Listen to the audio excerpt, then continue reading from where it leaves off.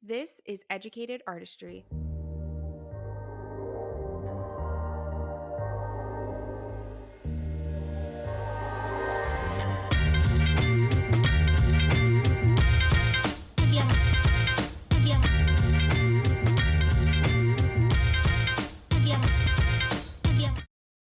All right, guys, welcome to this week's episode of Educated Artistry. Today, I am joined by Bryce Sechler. She is the owner of the Un-Stripped Lash Brow Bar, the Un-Stripped Academy, and is the creator of the Un-Stripped Fanning Method. She has been in the industry for 8 years, and she has grown her service-based lash and brow business to six figures, and now she has brought on five wonderful artists underneath her. So today, I'm excited because we're going to be covering the journey behind creating a new method to the industry, the benefits and the challenges that come along with innovation, and the decision to start building out a team of lash artists. So, welcome to the podcast, Bryce. Yes, hello. I am so excited to be here and just share everything that dives into this method and where it came from. Yeah, let's just talk about like the beginning of your journey. What got you into the beauty industry? Yeah, so I actually went to beauty school while I was in high school, kind of just thinking I'd make more money while I was doing hair and being able to kind of go to college. During that time, I actually, and I'm going to be talking more about this in my business pretty soon here, but experienced two pretty traumatic events that actually led to me being kicked out of beauty school when I had, I think, 400 hours left or something like that. And that was the kind of big awakening of, okay, I want to stay in the beauty industry. I don't want to, I was trying to be a psychologist. And I'm like, I don't want to do that. I want to stick with this beauty industry. And once I did that, graduated and finished, I kind of landed a job at a chain salon where they kind of taught me how to lash. And we hear that a lot with the chain salons.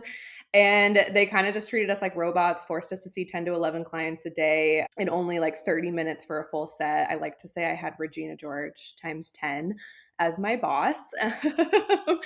And I was just trying to heal, and it wasn't a safe space for me anymore. So I left that and found a rental station, which was working out for a little bit, but it kind of got that toxicity back into play. And that's when I just kind of made the plunge at 21 to open my own salon. And 4 years later, it's still holding up, thankfully, and giving me so many new opportunities now too. No, that's awesome. And man, I feel like that is the hard part with going. I think sometimes there's such a great thing of like being an employee for a little bit in the beginning, but then that is the hard part when if you're working for someone that's like forcing you to get stuff done really fast.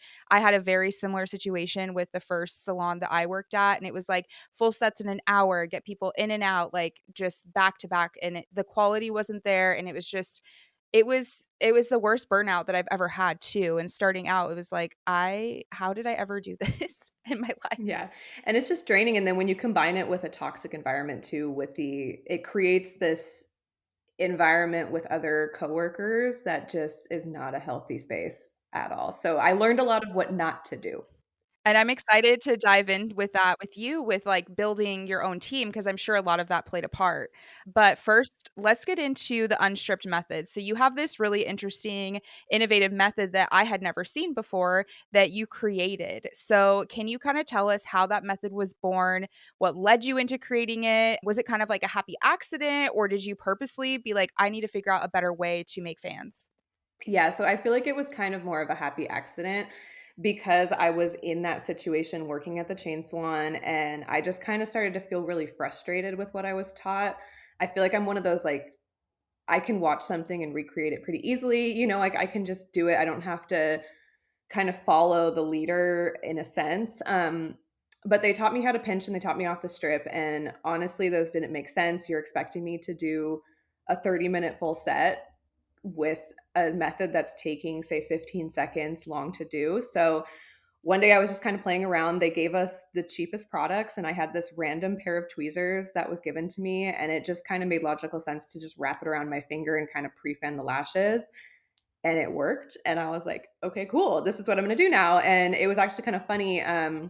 I actually got written up for that at that company because they did not encourage creativity at all. So once they kind of caught on though, that I was like, oh, okay, she's doing a better job with this. And the other coworkers started catching on, they did lighten up, but the creativity there was not encouraged, unfortunately. So, but I just kind of ran with it because it worked.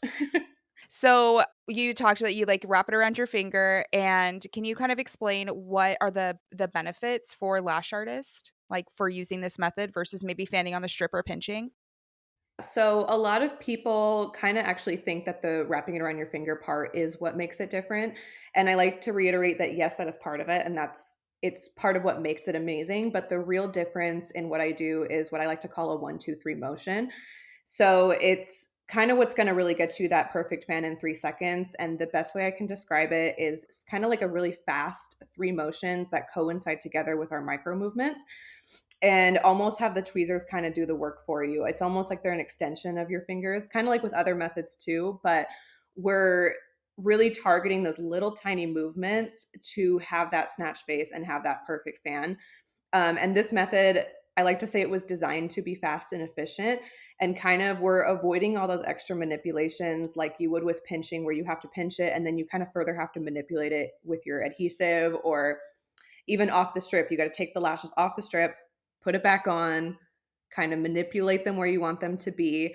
So we're getting rid of all of that. And it's really just helping you cut your fan making time in half, which eventually is going to also save you about 30 to 45 minutes per appointment. Another thing that I too really like to stress, because I've gotten this comment sometimes, is that it is not shimmying. So instead, we're manipulating the fan in a way to get that ready to go fan kind of all in one go. Oh, okay. What is the time difference between like making a fan on the strip and then using your unstripped method? Like how much time does that save? Yeah, so I've done a lot of research on this kind of before putting it out into the world because I wanted to make sure like this is something that's great. And kind of just by watching other artists and teaching this to other artists, on average, most other methods out there are taking 10 to 15 seconds to make a fan. And I'm talking more of like the more beginner artists, not so much a seasoned artist. We're all a little bit faster if we've been doing this a long time. But we're also not even considering the adhesive manipulation or application. So this is just us talking about making the fan only can take us on average 10 to 15 seconds. And when you compare it to the unstripped method, you get that ready to go fan in only 6 seconds. And you don't think that 10 or so seconds is going to make a huge difference per fan. But when we're applying hundreds of them in a day, it's going to add up pretty quick. And it's also going to kind of save you when you do the math. And I have some of the math that I can show too, is it's going to save you that 30 to 45 minutes per appointment, which is a huge time saved. And you can do so much with that. One other thing that I like to do too is in my 8 years of lashing, my back hurts just like the rest of us. But one thing that has never hurt is my hands. So we're kind of working with this ergonomic way of holding our hands in such a way that our wrists are always kind of faced towards us rather than using our muscles and our thumb when we're pinching and kind of getting that tension on our hands. We're kind of reversing all of that and using our tweezers to do the work for us instead. I didn't even think about that because I usually, if I'm working with point oh 0.03s, I pinch, and there are times where my thumb hurts really bad at the end of the day too, and even just with the tension. So, no, that's great because there's so many. I mean, that's just another thing you don't want. And I know a lot of artists that their wrist hurts after years and years of lashing as well. So, no, that's interesting. So at what point did you start? Because like you kind of, this was a happy accident from needing to find a quicker method. And at what point did you start teaching other people when you were like, oh, this is something that other people will also benefit from? Like at what point of your career did you start doing that? The funny thing is pretty recently, actually. So That's what I I kind of, thought. Cause I'm like, you've been doing it then yeah, for a while and now you've just been keeping it a little secret. I was because I honestly kind of had this imposter syndrome. I was just in my own little bubble, just kind of doing my own thing I was figuring out the whole salon owner thing. And then I actually was having a mentor and I was telling her, like, well, I do this, my fans this way. And she's like, what? Like, you have to share this with the community. But I was like, well, someone else is probably going to come up with it first. Someone else is going to do it first. And I didn't want to jump on it. And when I was seeing, like, okay, nobody is doing it this way. And I feel like it's made such a difference for my career. I need to share this with the community. So it was honestly in the last like year or so that I've started teaching this and putting it out there. And it has brought me so much that I could have never even imagined. And I should have done it years ago, honestly. That's cool to hear though, because so often a lot of us hold back because of the fear, especially when it's something new. And that's something I've noticed a lot in the industry lately where people like, and it's happened with me multiple times where I'll have this idea of something innovative and I'm like, it's like maybe a little scary because the judgment, not knowing if it's going to be successful, not knowing how the industry is going to perceive it. And so you don't do it, and then maybe 3 months later you see somebody else sit and you're like, "Damn it, that could have been me." And so I think that's cool that you did it, but for anybody that's listening, when you have, like, an idea or something, just put it out there. I always say, like, to try and be a trendsetter, not a trend follower, because how cool is it that you are like, "This is mine." Like, I have, the first one to bring this to the industry, which kind of brings me to our next question. Did you receive, like, any kind of backlash or criticism when you started putting this out there and sharing your method? A little bit, which I kind of like wasn't expecting at first. And honestly, it's surprisingly not as much as I thought it would be too. And they do kind of sting a little bit when you get a comment and you're just like, "Oh, but I believe in it so much and I love it. So everybody else should love it." So you kind of have to kind of forget about that and be okay with not everyone liking it. Mainly, the number one thing I get is, "Oh, this is just shimmying." So it's me having to try to prove that it is not shimmying and why it's different. And that's why I really stress my 1, 2, 3 motion that I do because it's what makes it stand out so much. Another one is, "Oh, my state board would kill me," because they're seeing that strip wrapped around your finger. But then I kind of argue back, like, well, when you pinch, you're touching the lashes straight on. I don't actually even touch the lashes with my hands. Yes, I have the strip on my finger, but I do also wear gloves with this method a lot too. But yeah, so it's like you just kind of overcoming those comments and being okay that not everyone's going to like it and not everyone's going to want to shift because especially as lash artists, we are really stuck in our own ways. I'm guilty of that too.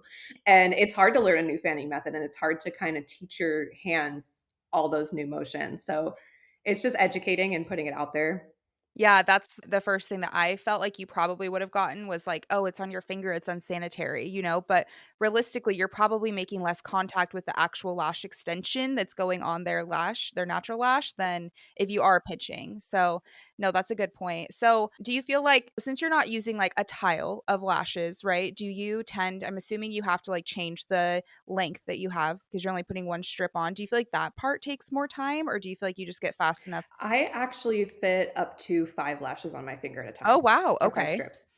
Yeah, so I'll Dang. fit 5 strips. I have long fingers though too, so, but I'll fit about 5 strips, and one thing that I teach in my class too is that you don't actually have to fully wrap it around your finger. So as you kinda get better with it, you can even put it on the back of your hand. It doesn't necessarily have to be wrapped around, it can just be kinda slapped on, like, say you're doing an inner corner and you only need, like, 4 or 5 fans for that inner corner. You don't have to spend the time to fully wrap it around. You can just kind of place it on your finger to have a base to hold off of and then kind of interchange as you go. Another thing that I do is I always target my top layer first. So I'll get all my top lengths on my finger, do that, and then I'll switch it out once I get to my bottom layer kind of thing. So it's just kind of having a different system. And that's again where I really stress like it's not just about it being on your finger, it's really mastering those motions. Yeah, no, for sure. It brings me back because I remember when I first started doing lashes also 8 years ago, a lot of us, like, wore the strips on our hand, like, for classic lashes, so it brings me back to that too, where it's like we always, like, had them just on the back of our hand and wouldn't even use tiles, you would just have it right there, so Exactly, and some of my one of my employees actually, she does the method, but on the back of her hand too. So it's like there's no one right way to do it as long as you've got those motions down or those little micro movements. that's really cool. Have you dealt with any, like, copycats or people kinda trying to, like, claim this method as their own? Because I can imagine, like I see it all the time where somebody comes out with something new and innovative, and then all of a sudden, other people being like, "Oh, that's she's getting successful with that." Then they kind of back I see it a lot with lash products, too, but I can see that happening as well with, like, techniques. So have you had to deal with any of that, and how have you handled it, if you have? Yes, only once so far because it's still pretty new that I'm putting this out there, and it was actually in the last couple weeks that this happened, and it was with a bigger brand who I won't name, but it's a pretty large brand who had a video that kind of was them doing it, but claiming it as their own in a way, and saying like, "Oh, try this new thing." And thankfully, like the community that I've been able to build just by networking was kind of backing me up in there, which I really appreciate. Like, give credit where it's due. Unfortunately, the video is still up and I have not been given credit as I should, but you have to deal with Instagram. So I'm currently dealing with Instagram on that and just attempting my best to just make it known that I am the creator, not the big brand. So it is unfortunate. And that's why it can be scary to put something new out there, is you are subjecting yourself to being stolen from, but that's why you have to protect yourself at the same time too. Yeah, so what kind of, like, protection have you, like, trademarked or any legal protection to make sure it's like, "This is mine. I am the creator"? Yes. So Unstripped itself is trademarked. I'm talking with a lawyer currently about ways to protect a method. It gets a little bit more complicated when you're protecting a technique over a name or a product, so it's a different realm of protection. But at least on if you take my course, the courses are all copyright protected as well. So you can't, of course, like take the training, sell my training essentially, unless approved by me. But of course, these things take time. A trademark alone can take 18 months, which is insane. But the cool thing is once you are first to file, anybody who tries to file after that kind of has to wait for yours to be approved essentially, and then they could get booted. So it's just having that protection and being mindful, being cautious, and looking out for what's going on, and then having to just have some difficult conversations. Yeah, did you reach out to that brand to ask them to, like, give you credit, or was it just I mean, that's amazing that you have built an audience that was even, like, in the comments right away being like, "Hey, give credit where it's due," but did you do any reaching out, or are you just kind of, like, hoping that I did, and did not hear anything back, unfortunately. So there's only so much you can do. I think it's a situation of somebody else running the account who doesn't understand what's going on. So I'm going to keep trying, but the video's up to 190,000. So it was a little painful, but I just have to keep pushing and being like, no, this is me. I created it. This is the method. So Yeah, because that's hard because then it's like when you have some it's harder when, like, you have somebody that has a big brand that has, like, this, like, high budget too, and they have a bigger audience, and then they're sharing this when it's like, even just giving credit, that could just help with your business too, and I think with anybody, whenever no matter what, like, just give credit to where it's due. Nope, just no matter what. Even if you're inspired by somebody and you make something similar because 'cause you're like, "Hey, this person inspired me," like, just put that. It's not hard and it's the right thing to do at the end of the day. And especially when it's a bigger brand. And unfortunately, we see this a lot. And that's why I wanted to ask you this question too, because I feel like throughout my 8 years, I've seen very similar things with like copying products that have been patented or, just all these certain things. And it's like sad. I don't know. it's very sad. It reminds me of like Fashion Nova taking from like small designers, because I see that all the time and you wouldn't think that it would happen in the industry, but unfortunately it does. So, and especially, when you do have something that is brand new, it's going to catch attention. So, as long as I like to say I'm tiny but mighty. That's my phrasing. So, as long as you just keep fighting for yourself and fighting for what you believe in, I think that's what's important. I still encourage you to put something out there though if you have something.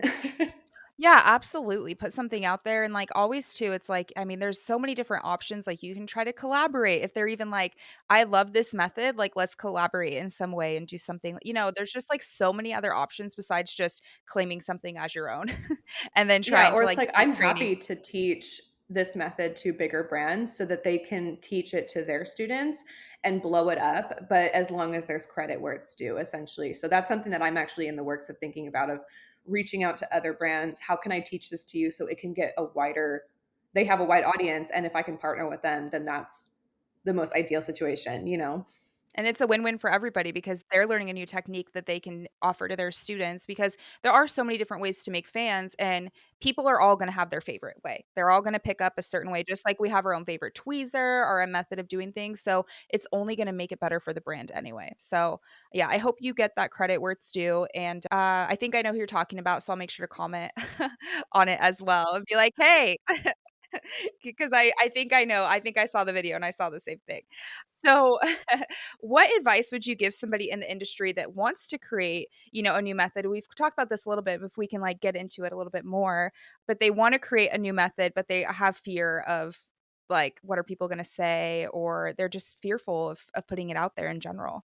What advice do you have for them? Honestly, just do it. Because I held out on this for 8 years. And in the last year, just me putting it out there has brought me so many opportunities that I can't even imagine, that I never thought I would have. So if you've been holding on to something that you know that the industry will benefit from and that it will have a positive impact on the industry, you just have to try. And it may flop, and that's okay. Or it may even, like in my case, it took a while for people to start paying attention. And then I was starting to be like, nobody cares about this, nobody wants it. But then I landed the opportunity of speaking in Texas at the Lash Boss Summit. And after that, I was so thankful too, because I only had 400 followers on my account. And she was just like, yeah, I love this. So it's like, if you have something, you can be a small person and a small brand in this industry and still get opportunities from what you're creating. So after that too, everything just kind of exploded. And I was like, why the hell didn't I do this sooner? I don't know what I was thinking.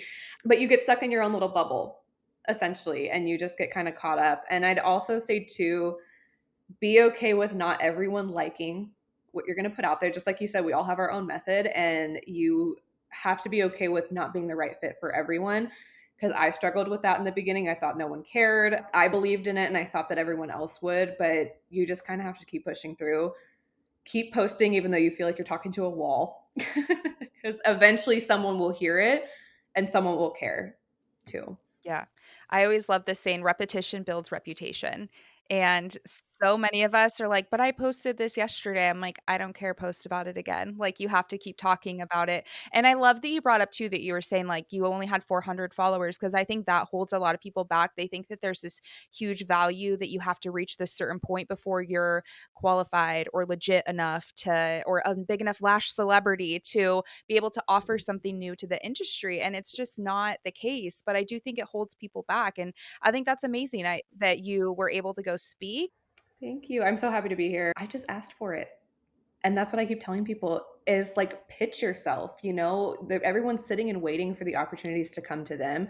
You have to make them, and you have to ask for them. So even I'm speaking in the UK in April next year, I asked for it, and you get a lot of no's. I will say that you get people who ignore you, but okay, cool. You'll find out later. I'll talk to you later when I've done all these other opportunities and I get some more yeses. So it's just having that mindset shift of, no, I can ask for it and I can create my opportunities that I want to make happen. I love that. No matter how small. No, I love that. That is great advice. And I think something too is funny. Like, it always kind of tells you, like, I always keep in mind of the people that are like, oh no, but then, you work hard, you start gaining speed and stuff. And then they're like, oh, hey, you want to? And it's like, yeah, you didn't believe in me earlier. Now you want to hang out. Exactly. Yeah. And it's like, I'm still going to keep an open mind. If maybe we weren't a right fit back then we maybe can be in the future. Like, there is a select group of people that I'm really trying to get in with, and I keep getting no's, but I'm going to keep trying to get a yes. Right. Yeah, So you got this. one day No, they'll say yes. for sure. And I mean, we met last year at LashCon and stuff. And I remember when we were at dinner and I looked up your Instagram and I saw your fanning method and I'm like, oh my gosh, like this is so innovative and cool. Like, you need to start teaching this to more people because, yeah, I think with anything, when you come out with something new too, it's going to gain attention and then but you, like you said, continue to show up and build and be okay with people say no, be okay with people not liking it, but keep showing up because you know that it's helped you and you're passionate about it. And one thing I would like to say too is, if you get a copycat, don't just hide under a rock and let it happen. Make a comment, protect yourself, defend yourself, whatever it is, because you know that you've created this thing. You can't let other people just take it, so you got to be tiny but mighty, essentially. I love that. So you do have, I wanted to make sure that people got the opportunity to know that you're offering a discount code for your course. Do you want to talk about the course that you have and kind of what all it entails and then the discount code, and then we can get into your team building? Yes. So I have kind of two versions of the course, actually. The one that I'm offering the discount code on is the self paced online version that I have. So basically, we've got a bunch of video footage in there where you can kind of fan with me. I've got a live model in there as well. I kind of deep dive into the 1, 2, 3 motion, how I dip into my adhesive, how I even apply the fan once it's created. So you're getting a little bit of bonus content plus the actual method itself. Not just that though, but because I'm still newer at the online launching market, I really believe that I want to be there afterwards because you are learning a new fanning method and it can be hard. So I want you to reach out to me and contact me if you need extra assistance. Sometimes it takes time. It's not something that you can learn in, like, it is something that you could learn in one day, but some people may take a little bit longer. So I am offering $50 off that course. I think I have it as KK Artistry 50, all caps. And then like you can use that code at checkout, or I am coming out with a live version. So it will not be a self-paced version. It will be a 2-hour course with me over Zoom where we can just kind of fan together and figure that out. So it depends on which way you prefer to learn, if you rather would learn self-paced or more like with me in the moment. That's amazing to have the different options too. But I will definitely put the link and the code in the show notes of this episode so you guys can check it out. So let's get into, at what point did you decide that you want to start growing a team? Because I feel like that's something that has been a big part of your business that you've been doing this last year as well. So when did we get to that point? Definitely within the last year, I had started as a rental based salon. I thought that that was the best way to go because I didn't know the other ways. And I was honestly terrified of having employees. I was terrified of payroll, dealing with all of that kind of stuff. But I kind of quickly had, after about 3 years in, I was realizing I was exhausted. I was glued behind the chair. And honestly, it was going to LashCon that opened up my mind a lot. At that point, I already had a mentor and she was helping me through the processes, but I was just seeing that there's so much more out there for the business and I don't have to be glued behind the chair. I can spread my wings a little bit and, put the unstripped method out there and do different things. I just didn't have the time for it. So, not to say that having employees is not going to take up some of your time, because it will, especially in the beginning, and just like building all of that out. So, she helped me, my mentor, really kind of go through the processes of what's needed for employment. California, where I'm at, has a lot of laws with employment. So I had to learn all of that and make sure I was doing everything legally. But it just kind of launched the whole process of getting the speaking gigs, getting the academy where I had originally wanted it to be from the beginning. Now I'm launching a product line pretty soon here to go with the unstripped method, because it is a new method and there's not products that really work for it. So I'm going to create them. But it's just, it's a commitment to building a team. You have to be prepared that you think that they're going to learn in 3 months and know everything. And you have to humble yourself a little quickly and realize, like, even I took 6 months just to master classics. So you get humbled really quickly. So with, especially that you came from a really toxic environment at another salon, going into hiring employees, kind of what was your process with making sure, like you said, you learned a lot of what you didn't want to do. So what were a couple of the things and how you brought that into the environment within your employee-based salon now? So after seeing all of what I saw, the way that we were treated, all of those things, even when I opened it as a rental salon, I still had the vision of supportive, positive environment. And I cared more about the girls that were with me being happy than the clients, honestly. So because realistically, if the girls are happy, then the clients will be happy and that will follow. So even with opening or launching with the employees, I knew that that vision is going to uphold. We already had that mentality and that environment built in our salon. So it was just kind of following through with that. But some other challenges is you quickly realize you are not their friends. And that was kind of a hard one for me because I came from a rental based salon where I was friends with my coworkers. And now here I am as a position of leadership that I have to be a leader. And I can't say things that I'm not going to end up actually doing because they're going to remember those things and they're going to point them out to you that, hey, you said you'd do this and you didn't do it. So you realize things like that you got to watch what you say. And for me, the management part took a second because with renters, you don't really have to manage them. You're just their landlord. But with employees, it's, oh my God, you called out. I have to deal with that now, or just putting those systems in place that need to be there, and you kind of learn as you go. You're not going to know everything that you need to do right away. So it's a learning curve for sure. And that's why I said you will take some time in the beginning, but then now I'm to the point that they're all settled in and I can do my thing as I need to. Are you managing kind of everything, or did you end up have you hired out to have somebody kind of take care of day to day, like if, people call out or clients need to reschedule or anything? Thank you. I'm so happy to be here. It was right now. So I basically do everything. Eventually, I will hire a manager, but we are still an upstairs salon. So we're tiny. I have nowhere to even put a manager, if that makes sense. It's more so I'm looking at some of my girls as, do you have management potential in the future? Is that something that you could grow with the business as? And I've also just got big plans. I'm kind of doing all of this to create a stepping stone so I can then expand to. I've got my eyes on a 3,000 square foot space right now. It's gorgeous. And I stare at it out my window every day and I'm like, I'm going to be there one day. So I'm kind of getting all the ducks in the row. So that way, when we get there, I can have the receptionist, the manager, the girls doing the lashes. I can have the academy, all of it kind of tying into a little bow because I'm figuring it all out Yeah. now.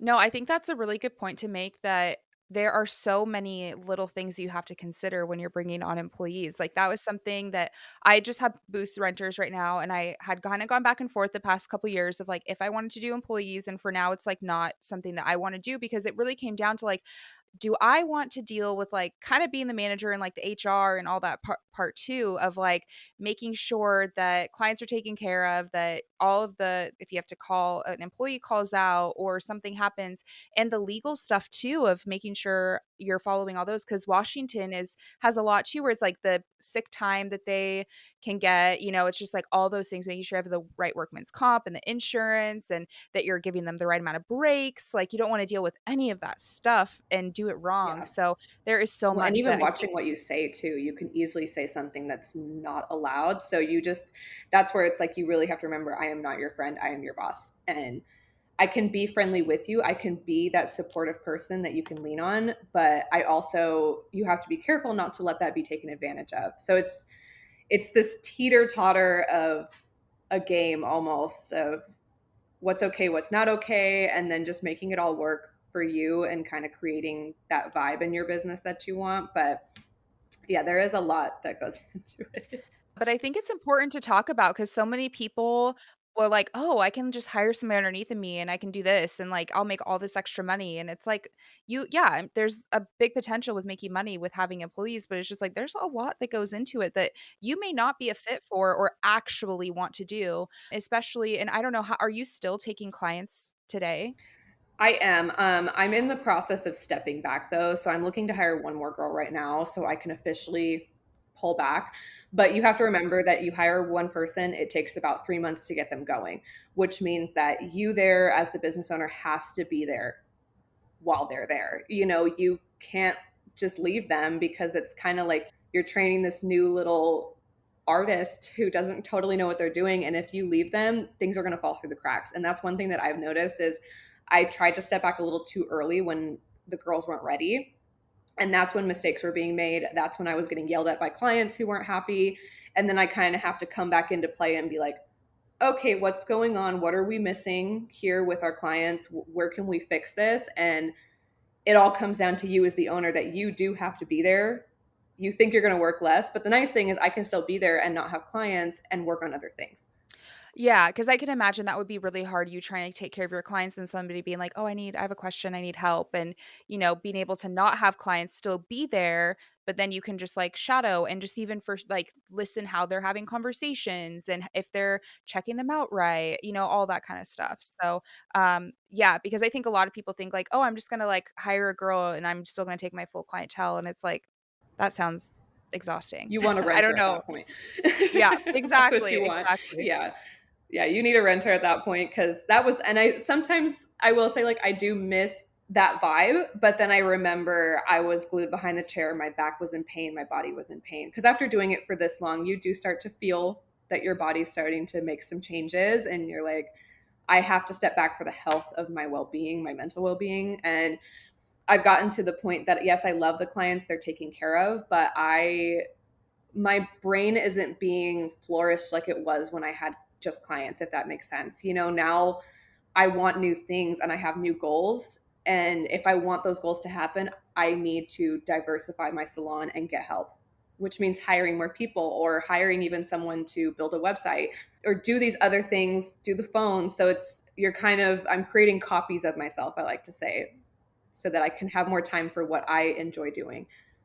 Yeah, no, that's amazing. I mean, and that's where you start to flourish when so many people think, I have to do it all. I have to wear all these hats. And it's like there's actually so much power in delegating tasks and creating copies of yourself and taking like even the time sucking task away and giving it to somebody else. And that way you have the energy and the drive to work on the parts of your business that you actually love and like can be creative with. Have you had any other like unforeseen challenges that, maybe like with employees that you weren't expecting? For me, it's the call out thing. Because I don't have a manager and because I'm doing that all and I am still seeing clients and I'm doing other things, when someone calls out and I have nowhere to put those clients, that means I'm taking those clients. And that means that I'm taking those clients at my girl's prices and not at mine, because that's what you have to do, what's right for the client and not to lose them, not to piss them off. So things like that is where you can get in your head a little bit like, this is bullshit. I shouldn't be doing this. But then you have to remember, this is my salon. This is what I created. And I need to uphold our reputation, because I'm not going to cancel their appointment last minute and then put them with me and charge them double. That's not fair. And I've had to learn, I need to set better expectations clearly. And you learn as you fail, essentially. So it's just being okay with failing. Have you created a system like with call outs that's kind of helped? Like they have to give you a certain time frame or, like Thank you. I'm so happy to be here. It was so much fun. We expect our clients to give us 24 hours. We need to do the same in return. I understand if it's an emergency, but in that case, it's like you need to let me know so that we can let them know in an appropriate time, and that it is going to affect our reputation. It's going to make us look bad. Another thing is, yes, I do have a write up system. So basically, I think I have it set as like a almost like a stoplight situation, kind of like you get the yellow and then you can get the red. So it's like I give you opportunities, and then you can kind of lead to a write up if it's becoming excessive. So to try to just prevent that, because I know me personally building this business, I have been in that salon more days than I'd like to say where I shouldn't have been there. Before COVID, some of us would be like not feeling our best, we'd still go there. Now after COVID, obviously that's not okay. But there's been times where a family member died and I was still there, kind of thing. So but that just shows the commitment and the difference of, you want this so bad, so you're going to be there, you're going to show up. But I can't expect certain things from employees, but I do expect you to at least give me the respect of letting me know. yeah, that sounds like it would definitely be a learning curve. It's funny because that's something like my dad is in construction and he has employees and like he has this one that calls out all the time and there's always something going on. And I'm like, it drives me crazy even listening to the stories. I'm like, I don't even know how to where I was like, I think you need to offer like some sort of like bonus that's like just an attendance bonus. Like you get a bonus if you don't have any call out days or you have less than this many. Cause I'm like, oh my gosh, that would drive me nuts because it does like just I mean, with construction, there's so many things that are on a timeline, and then that pushes everything back, and the same with lashes, and you're trying to, like, fit clients in. Thank you. I'm so happy to be here. It was so much fun. Right. So it's like I have two independent contractors still. They're basically grandfathered in. And then I have the employees. So it's like I'm not gonna force my independent contractor to see that my employee's client on my employees' prices. That's not fair. So it's like when there's so little of us, you have to step up as the owner, because eventually I want like 15 of us in there where I don't have to step in and do the clients. And it could be easier if somebody calls out. But right now, when you're so small, someone calls out, it affects the whole salon essentially. So it makes such a difference. And yeah, it's just setting the expectations from the beginning is really important. Yeah, that is so true. So many good little nuggets in this episode, I love it. I would love to know what is coming this year for Unstripped Lash and Brow Bar and Unstripped Academy. Let's chat about what you Yes. have coming up. I have a lot. Yeah, I feel So like you do. I feel like you're, like, the UK speaking, you were in Texas, like, it's yes, fun. I feel like I get these ideas in my head and then I just like deep dive into them, because and then I think to myself like, okay, I'm crazy. What am I doing? But I'm actually in the process right now of rebranding Unstripped entirely. So we're keeping the name, obviously, but I built this brand when I was 21, and to me, it feels 21. So I want it to grow with me. I am now 26, and I'm a different woman than I was 4 years ago. So I just need it to grow with me. And the whole brand was centered. I had mentioned the trauma earlier. So I'm actually going to be putting some of that out there in the world because it ties to what I'm doing coming up. But centered around the idea of reclaiming yourself as a person, not letting what others made of you define you, and then basically, I like to say unstripping yourself. So I'm launching this new era of being a sexy, confident, elegant, classy woman. And that's kind of what I'm trying to embody, that you don't have to let others define you. You don't have to let your trauma define you. You can be a powerful businesswoman despite what has happened to you in your life. So, with that too, hopefully at the end of the year, I'm going to be planning a fundraiser in my local community. I'm hoping to get about 1,000 people showing up, and then I'm going to have the GoFundMe and everything for it too. But I'm working with a fundraiser that supports women of domestic violence and sexual assault. So I'm really excited about that for the end of the year. And it is something that personally resonates with me. It really just ties to why I have Unstripped in the first place. So I'm excited to just give back to the community with my business and what I've been able to create. Then I did mention creating my own lash line. So one of the big things when I was in Texas was, what tweezers do I use for this method?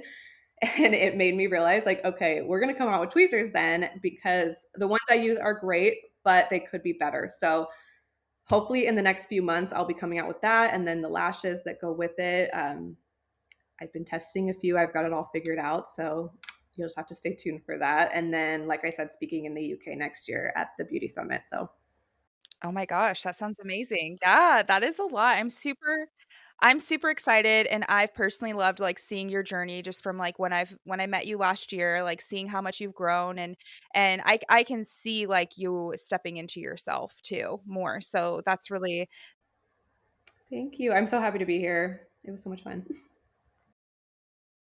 My whole perspective of what am I doing? I'm sitting here stagnant.